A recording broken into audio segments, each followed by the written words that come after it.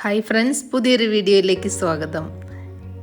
ഈ വലയും മീനും ഈ മീൻകാരെയും അതുപോലെ മനോഹരമായ കടൽ തീരവും ഒക്കെ കാണാൻ നമ്മൾക്ക് എല്ലാവർക്കും ഇഷ്ടമാണല്ലേ.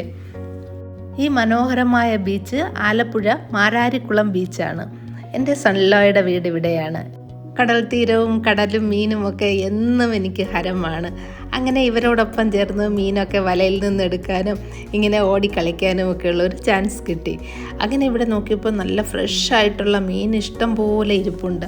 ട്രിവാൻഡ്രത്ത് വളരെ അപൂർവമായിട്ടാണ് ഈ ഷാർക്ക് അഥവാ സ്രാവ് മീൻ കിട്ടുന്നത്. എന്തായാലും ഒരെണ്ണം ഞാൻ വാങ്ങി ട്രിവാൻഡ്രത്ത് കൊണ്ടുപോകുന്നു. അതിപ്പോൾ ഇങ്ങനെ വറുത്തരച്ച് വയ്ക്കാനാണ് ഞാൻ ഉദ്ദേശിക്കുന്നത്. ഞാനിത് വളരെ ചെറിയ പ്രായത്തിലാണ് കഴിച്ചിട്ടുള്ളത്. എൻ്റെ അമ്മുമ്മയും മാമിമാരും ഒക്കെ വളരെ ടേസ്റ്റി ആയിട്ട് ഈ സ്രാവും തെരച്ചി എന്ന് പറയുന്ന മീനുമൊക്കെ ഉണ്ടാക്കും. നല്ല ടേസ്റ്റാണത്. ഇപ്പോൾ പിന്നെ വർഷങ്ങളായി ഇതൊന്നും കാണാനുമില്ല. തെരച്ചിയൊക്കെ കിട്ടുമെങ്കിൽ വളരെ ചെറുതല്ലേ.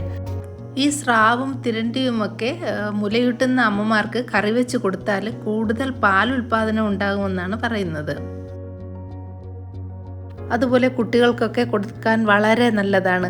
മുള്ള് ഒട്ടും തന്നെ ഇല്ലല്ലോ. ഇതിൽ ഒരു കാർട്ടിലേജ് പോലത്തെ ഒരു ഭാഗമല്ലേ ഉള്ളത്. എന്നാൽ ഇത് കട്ട് ചെയ്യാനാണ് ഏറ്റവും പ്രയാസം, ഇതിൻ്റെ സ്കിന്ന് മാറ്റുന്നത്.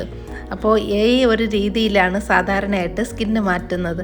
അല്ലാതെ കട്ടിംഗ് ബോർഡിൻ്റെ പുറത്ത് വെച്ചൊന്നും കട്ട് ചെയ്യാൻ എനിക്ക് അറിയില്ല. ഇങ്ങനെ ഞാൻ ഇതിൻ്റെ തൊലി മുഴുവനും വാർന്ന് മാറ്റുകയാണ്. നല്ല ഫ്രഷായിട്ടുള്ള മീനാണ്. ആലപ്പുഴയിൽ നിന്ന് ഞാൻ ഐസൊക്കെ ഇട്ട ബക്കറ്റിലാണ് കൊണ്ടുവന്നത്. ഗിരീഷിൻ്റെ അമ്മ ഇതെല്ലാം ചെയ്തു തന്നു. ഇത് കണ്ടപ്പോൾ പിന്നെ ഞാൻ വിട്ടില്ല. എത്ര ദൂരത്തായിരുന്നാലും ഇത് കൊണ്ടുവരണമെന്ന് എനിക്ക് ആഗ്രഹമുണ്ടായിരുന്നു. അത്രയ്ക്ക് നല്ല ടേസ്റ്റാണ്. ഇത് കഴിച്ചിട്ട് വർഷങ്ങളായിട്ടുണ്ട്. ഈ മീൻ വറുത്തരച്ച് വയ്ക്കുന്നതാണ് ഏറ്റവും കൂടുതൽ ടേസ്റ്റ്. നന്നായിട്ട് ഇത് കട്ട് ചെയ്ത് റെഡിയാക്കിയിട്ടുണ്ട്. ഇനി ഇതിലേക്ക് ആവശ്യമായിട്ടുള്ള ഒരു നെല്ലിക്ക വലുപ്പത്തിലുള്ള പുളി എടുക്കാം. ഈ മീനിന് ഈ പുളിയാണ് ഏറ്റവും നല്ലത്. ഇതിവിടെ ഇരിക്കട്ടെ. ഇനി തേങ്ങ വറുക്കാനായിട്ട് ഒരു ചീനച്ചട്ടിയിലോട്ട് ഇടാം. കുറച്ച് കൂടുതൽ, ഇതൊരു 3/4 കിലോയോളം മീനുണ്ട്. അപ്പോൾ ഒരു മുറി കൂടുതൽ തേങ്ങ എടുത്തിട്ടുണ്ട്. 15 കാശ്മീരി ചില്ലിയാണ്. ഇതിന് കളർ മാത്രമേ ഉള്ളൂ, എരിവൊട്ടും തന്നെ ഇല്ല. ഇനി എരി ആവശ്യമാണെങ്കിൽ 4-5 എരിയുള്ള മുളക് കൂടി ഇടാം. 1 ടേബിൾ സ്പൂൺ മല്ലി ഇടാം. 4-5 ചെറിയ ഉള്ളി ചെറുതായിട്ട് അരിഞ്ഞ് ചേർക്കാം. ഇതെല്ലാം കൂടിയാണ് വറുക്കാൻ പോകുന്നത്. തേങ്ങയൊക്കെ വറുക്കുമ്പോൾ കുറച്ച് കട്ടിയുള്ള ചീനച്ചട്ടി എടുക്കുന്നതാണ് നല്ലത്. ചാനൽ ഇതുവരെ സബ്സ്ക്രൈബ് ചെയ്തിട്ടില്ലെങ്കിൽ ഒന്ന് സബ്സ്ക്രൈബ് ചെയ്തേക്കണേ. ഒരു ലൈക്കും കൂടി. ചെറിയ തീയിൽ തേങ്ങ വറുക്കാം. ചൂടധികം വേണ്ട, മീഡിയം ഫ്ലെയിമിൽ തേങ്ങ വറുക്കാം. അല്ലെങ്കിൽ അടിഭാഗത്ത് കരിഞ്ഞു പോകും. ഇത് ഒരു 15 മിനിറ്റ് എടുക്കും ഇത് നന്നായിട്ട് വറുത്തെടുക്കാനായിട്ട്. പക്ഷേ തീ കൂട്ടി വെച്ചാൽ ആ ഒരു ടേസ്റ്റ് കാണുകയില്ല. ഒരല്പം വെളിച്ചെണ്ണ ഒഴിച്ചു കൊടുക്കാം. തേങ്ങ ഒന്ന് ചുമന്ന് വന്നല്ലോ. ഇനി ഫ്ലെയിം നന്നായി കുറച്ച ശേഷം 1-2 മിനിറ്റ് കൂടി വറുക്കാം. അപ്പോൾ തേങ്ങ നല്ല ചുമന്ന് വരണം, അതാണ് അതിൻ്റെ പാകം. സ്റ്റൗ ഓഫ് ചെയ്ത ശേഷം 2-3 മിനിറ്റ് കൂടി ഇതുപോലെ ഇളക്കി കൊടുക്കണം, അല്ലെങ്കിൽ അടിഭാഗം കരിഞ്ഞു പോകും. എന്നിട്ടിത് നന്നായിട്ട് തണുക്കട്ടെ. ഈ ഒരു മീൻ കറിയിൽ ഒഴിച്ചുകൂടാനാകാത്തതാണ് ചെറിയ ഉള്ളി. അതും ഒരു പിടി എടുത്തിട്ടുണ്ട്. ഒരു മുരിങ്ങയ്ക്കായും ഇതുപോലെ ഒന്ന് നീളത്തിൽ കട്ട് ചെയ്ത് 2ആയിട്ട് മുറിച്ച് വയ്ക്കാം. 2-3 പച്ചമുളക് നീളത്തിൽ കീറി വയ്ക്കാം. ചെറിയ കൊഞ്ചിനും ഇതുപോലെ മുരിങ്ങയ്ക്കായും ചെറിയ ഉള്ളിയൊക്കെ ഇട്ട് തീയിൽ വെച്ചാൽ നല്ല ടേസ്റ്റ് ആയിരിക്കും.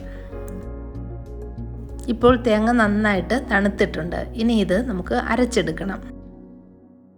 ഇതിലിനി 1-2 സാധനം കൂടി ചേർക്കാനുണ്ട്. 1/2 ടീസ്പൂൺ മഞ്ഞൾപ്പൊടിയും 1/2 ടീസ്പൂൺ ഉലുവാപ്പൊടിയും കൂടി ചേർക്കാം. ഉലുവ വറുത്ത പൊടിച്ചതാണ്, 1/2 ടീസ്പൂൺ ചേർക്കുന്നുണ്ട്. ഇതിപ്പോൾ നന്നായിട്ട് പൊടിച്ചെടുത്തിട്ടുണ്ട്. ഇനി ഇതിൽ ഒരല്പം വെള്ളവും പുളിവെള്ളവും കൂടി ചേർക്കണം. ക്യാമറ ഓൺ ചെയ്യാൻ ഞാൻ വിട്ടുപോയി. ആ പുളിവെള്ളം മുഴുവനും ചേർത്ത് വേണം ഇത് അരച്ചെടുക്കാൻ. എത്രത്തോളം ഫൈനായിട്ട് അരച്ചെടുക്കാൻ പറ്റും അത്രയും ഫൈനായിട്ട് അരച്ചെടുക്കുക. ഒട്ടും തന്നെ തരത്തിരിപ്പില്ലാതിരിക്കുന്നതാണ് നല്ലത്. ഇനി കറിക്ക് ആവശ്യമായിട്ടുള്ള വെള്ളം ചേർക്കാം. ടേസ്റ്റ് അനുസരിച്ച് ഉപ്പ് ചേർക്കാം. ഞാനിവിടെ 2 ടീസ്പൂൺ ഉപ്പ് ചേർക്കുന്നുണ്ട്. ഇനി ഇതിലേക്ക് ചെറിയ ഉള്ളി നന്നായിട്ട് കഴുകി വൃത്തിയാക്കിയതും മുരിങ്ങയ്ക്കായും പച്ചമുളകും കൂടി ചേർക്കാം. നല്ലതുപോലെ ഒന്ന് മിക്സ് ചെയ്ത് കൊടുക്കാം. കുറച്ചുകൂടി വെള്ളത്തിൻ്റെ ആവശ്യമുണ്ടാകും. ഇതെല്ലാം ഒന്ന് മുങ്ങിയിരിക്കുന്ന രീതിയിൽ വെള്ളം ഒഴിക്കണം.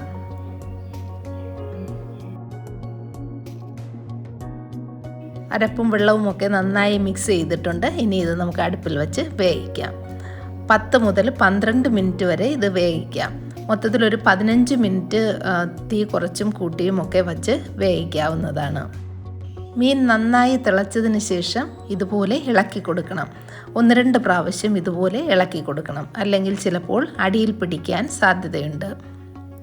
ഈ സമയത്ത് ഉപ്പും പുളിയും ഒക്കെ ഉണ്ടോ എന്ന് ചെക്ക് ചെയ്യാവുന്നതാണ്. അതനുസരിച്ച് ഉപ്പ് ചേർക്കാം, പുളി ചേർക്കാം. ഇനി ചട്ടി ഇതുപോലെ പകുതി അടച്ചു വെച്ച ശേഷം തീ കുറച്ച് വെച്ചിട്ട് വറ്റിച്ചെടുക്കാം.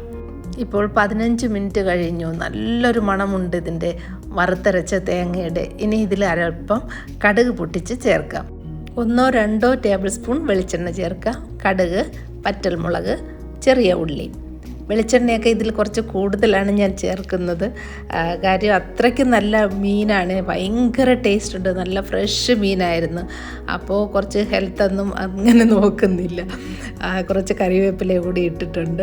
ഇത്തരം കറികളൊക്കെ ആണ്ടിൽ ഒരു പ്രാവശ്യമൊക്കെ ആയിരിക്കും കിട്ടുന്നത്. അപ്പോൾ പിന്നെ അത് നല്ല രീതിയിൽ ഉണ്ടാക്കി തന്നെ കഴിക്കണം. ഈ മീൻ ഇന്ന് മുഴുവൻ വച്ചിരുന്നിട്ട് നാളെ രാവിലെ കഴിക്കാനാണ് കൂടുതൽ ടേസ്റ്റ്. പുളിയും ഉപ്പും മുളകും ഈ മീനിൻ്റെ ടേസ്റ്റ് പിന്നെ പറഞ്ഞറിയിക്കാൻ വയ്യ. ഈ മീൻ കിട്ടുകയാണെങ്കിൽ നിങ്ങൾ തീർച്ചയായിട്ടും ഇതുപോലെ നിങ്ങൾ ഉണ്ടാക്കി നോക്കി ഒന്ന് കഴിച്ച് നോക്കിക്കുക. അതിൻ്റെ ടേസ്റ്റ് എന്താണെന്ന് അപ്പോൾ നിങ്ങൾക്ക് മനസ്സിലാവും. നല്ല കപ്പ കൂടി ഞാൻ ഉണ്ടാക്കി വച്ചിട്ടാണ് ഈ മീൻ കറി റെഡിയാക്കിയത്.